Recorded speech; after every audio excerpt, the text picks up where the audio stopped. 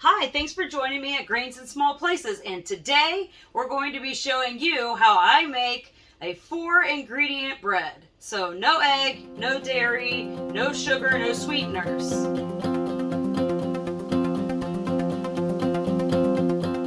First, I'm going to brew some green tea.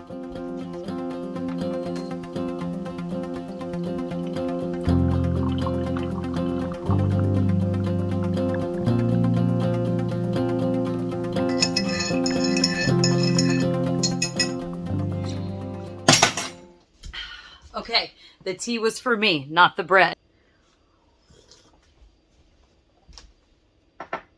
Okay, so don't leave me because I'm going to put timestamps below so that you can check in with the recipes. But I was going to go over one thing I've had questions about already, about my mill. And there's a lot of people that are struggling with the fineness of their flour. And so my husband actually showed me a trick the other day, and I almost got mad at him because I thought he was milling the stones too tight, and so I was really worried that it was going to overheat it, but it really made the most glorious flour. So when you're using the Nutrimill, this is the Nutrimill Harvest. I can put a link below if you're interested in the grain mill, and I'm going to show you a trick to making the fine flour. The 4 ingredients that are going to be in this bread is going to be salt, olive oil, yeast, and flour. So, and water. Does water count as an ingredient? Okay, for this recipe, it's not going to count as an ingredient because 4 ingredients is what we're going for. So the flour, normally I like to use hard white wheat berries and kamut berries just because my family really likes how that tastes. But for this video, we're just going to do all hard white wheat because I promised you 4 ingredients. So let's get started on grinding our wheat berries.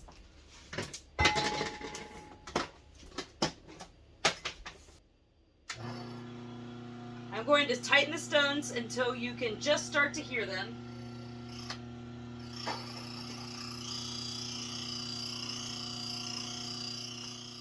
You put the grain in, and then you're going to tighten it even more. And once you think it's tight, tighten it just a little bit more, and it will give you the fluffiest flour. And I tighten it pretty hard.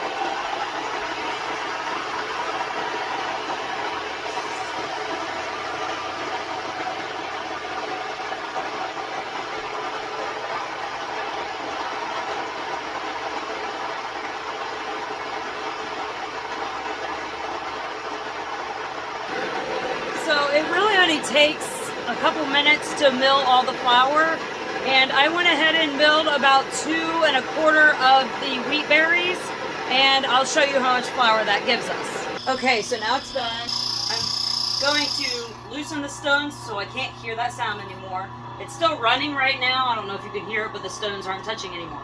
Then I'm going to turn it off.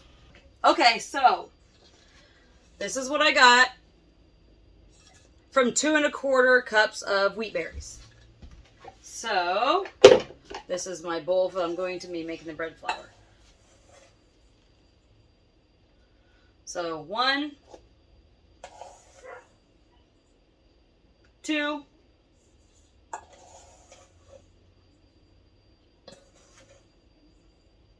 3, 4.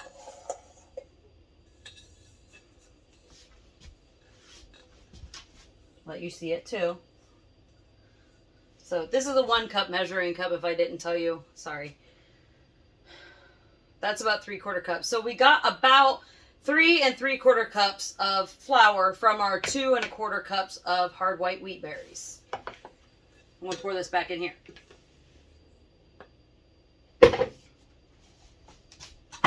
Let that sit there. Okay, so next, this awesome weird looking robotic R2D2 thing is my mixer. So the compact mixer that I have is pretty amazing. I got it for Mother's Day, and it replaced my KitchenAid Artisan Mini Mixer, and I really love this mixer. I can put a link below if you're interested in taking a look of the specs. So this little thing flips it up. Comes with one bowl. I actually bought a second bowl. I'm going to put that in there, and we're going to plug it in. It just is so lightweight. I can pick it up with one hand. It's like not even 5 or 6 pounds maybe. So I'm going to get my water heated up. That's the free ingredient. I have my 1.5 cups of warm water. It's just slightly warmer to the touch. And I usually put it in the microwave for about a minute. It's pretty quick and easy. I'm going to pour that in.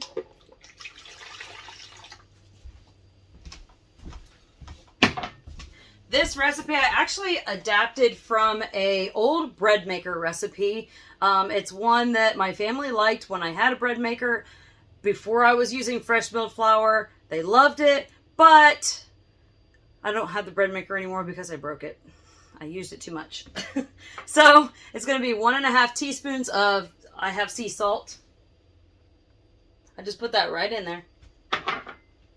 And it's going to be 3 tablespoons of olive oil. I've already pre-measured that out as well, just to make it shorter for you guys. And I'm going to wait on the yeast. Okay, so I'm going to start out with 2.5 cups of the flour that we just milled right here. Oh. My paddle. Okay, so this awesome little thing goes in my mixer. Turn that little guard around. Like that. Okay, so this goes in the mixer like this, and it's actually like an orbital mixer, so it's not just straight up and down, so it does not continue to leave ingredients in the center of the bowl or on the edge of the bowl. I do have to scrape it down occasionally depending on what I'm making. Push my button, stick that down, and I'm going to put this on 1, and I'm going to let it mix all the ingredients, and then I'll turn it up to 2 to start the kneading process. Okay, so it looks like it is going to need some more of the flour that we milled. I'm going to put in about 1/2 cup more of the flour. Let that go a little longer. On 1.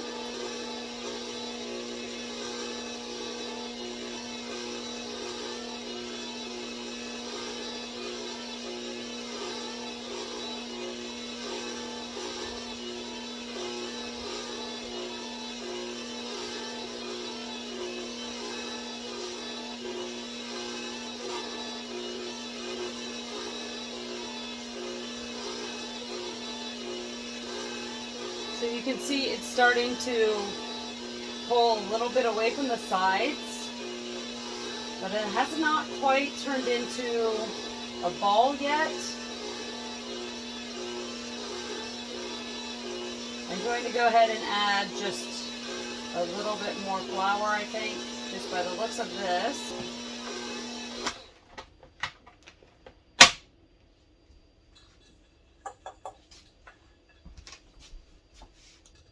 I'm going to go ahead and add in the rest of the flour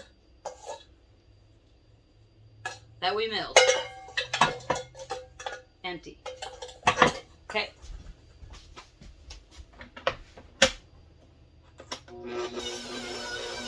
Oh my goodness, I just remembered.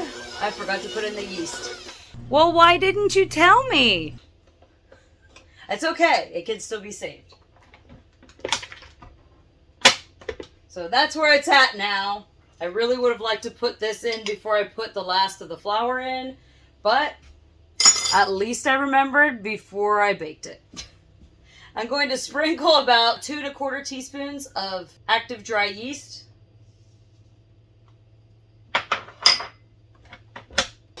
Kind of silly how only 4 ingredients, I can still forget one of them. It looks like it's going to be okay. It's all incorporating. It's still warm. It's still wet enough dough. Shouldn't be a problem. So we'll check it out. Find out if it is. So after this is done kneading, I'm going to let it rest and rise for about an hour to an hour and a half. It's pretty warm in here. It's 86 outside right now, so it will probably only take about an hour The first proofing time isn't really as important as the second proofing time. If you overproof it the first time, really ends up being okay, because when you punch it down and you form it, you redistribute everything, so then you can just end up rising it the second time the correct amount of time, and usually you're okay, unless you really forget to overproof it like a whole day. I think I've done that before. And you can see how it's starting to want to form a ball around the paddle.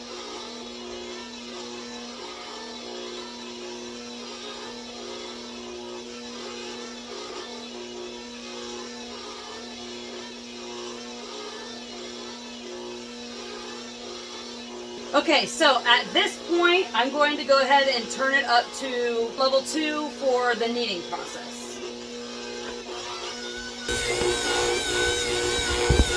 You can see how the mixer kind of moves around as it forms the ball. That's pretty normal. I'm just going to, I guess I shouldn't do that while it's running. I do that while it's running. I just kind of put it all, oops, together.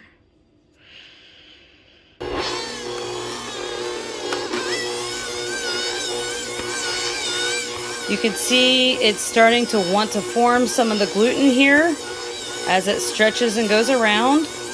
I kind of like watching this knead. It's something about it is just relaxing to me. And if you can see, it's all staying in one lump here. It looks fairly smooth. I'm going to do a window pane test on it. So you can see it still breaks a little, but it's very stretchy. And we do start to get a window pane on that. So I'm actually going to knead it for probably another minute or two.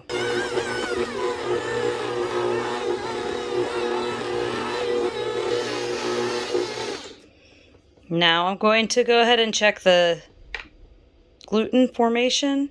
As you can see, it's pretty stretchy. I can do the window pane. You just have to be very gentle. Obviously, if you're pulling it hard, you're going to rip it either way, but you can see how the dough has much more stretch than it did before.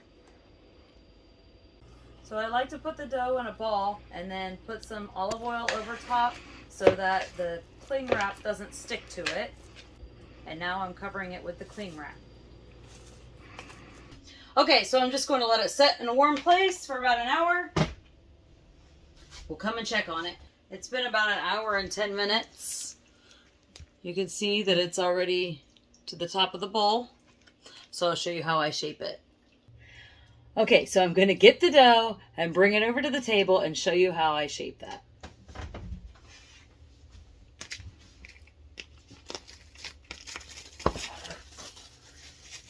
Take off the plastic wrap, and instead of flouring my surface,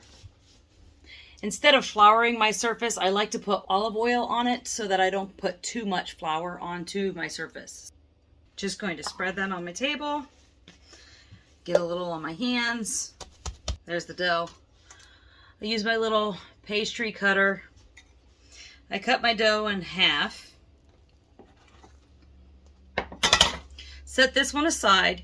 This one I'm just going to flatten about into a rectangle. And I'm going to roll it up tightly with the long side. This might be the short side.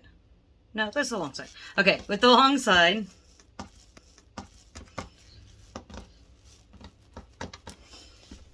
Going to give it a little smush. Then you're going to take the ends and you're going to pull those over so they're underneath here. Same with this side. You're going to Kind of stretch it gently because you don't want to really rip it. Okay, so then you're going to take your hands and you're going to tighten the loaf because you really want the dough on the outside to be taut or tight so that it helps the rise and the loaf better. So you just get it into the shape you want. It's okay if it looks a little small now, it will double in size, and that's what you're looking for. So this is going to be just my regular, everyday, just sandwich bread loaf. I'm going to put it in a 4x8 baking pan lined with parchment paper.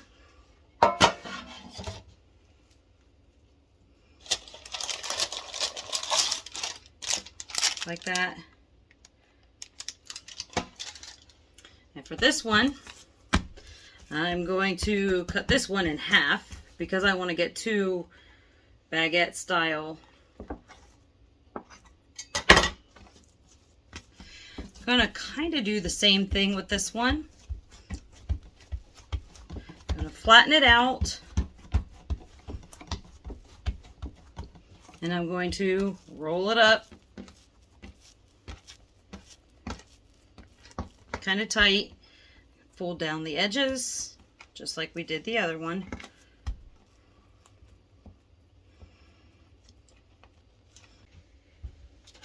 Okay, so now that you have your two loaves here, you can score them.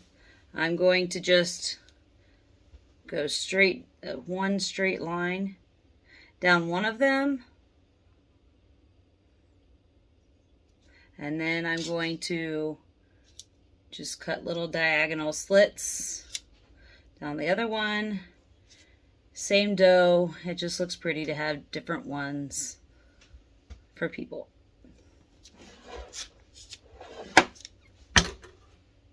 So I'm going to preheat my oven to 400 degrees for 25 minutes for the baguette style. For the loaf, you're probably going to want to do it a little longer for 30 minutes. And I like to use a spray bottle of water on my loaves and in my oven to create some steam when I cook it. So I'll show you how I do that. Okay, so I'm going to cook the two baguettes first. My oven is only so big, so I have to cook them separately. If you have a regular oven, you could probably just do all of this at once. So I have a little nifty spray bottle of water. I'm just going to spray the loaves all over. Then I'm going to put them into my 400-degree oven and just spray to make some steam and let those go for 25 minutes. Okay, so it just beeped. I'm actually going to pull these right off. Ah, they're hot. I don't want to get any condensation on them and soften their crust. Round 2, preheat, 30 minutes. Spray the loaf, same way we did the baguettes. Put the loaf in the oven, and we're gonna just spray to create the steam and close it.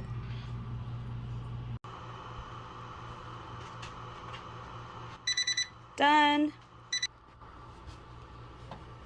This is probably dangerous to do this while filming, but I have to show you. There's the regular loaf.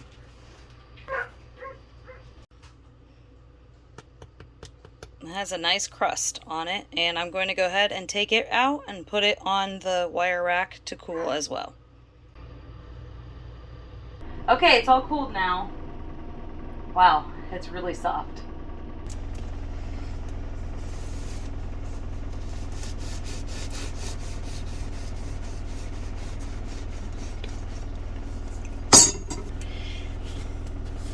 Okay, so as you can see, I didn't shape it tight enough, but it's still going to be delicious. Thank you for taking time out of your day to spend with me.